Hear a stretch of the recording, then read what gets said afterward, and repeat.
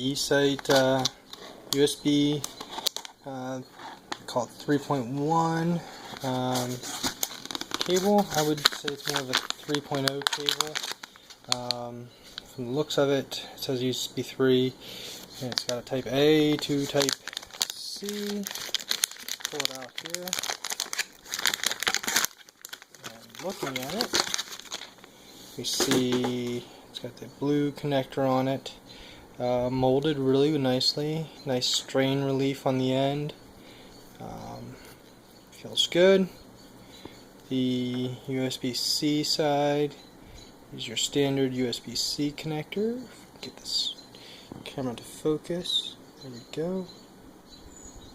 You can see the Super Speed logo there, and standard USB-C, nice strain relief there, size is nice, molded plastic feels good, and yeah, it's a nice length, nice thick heavy cord. I think it will work. Give it a shot, check it out. I don't think you can go wrong with this cord.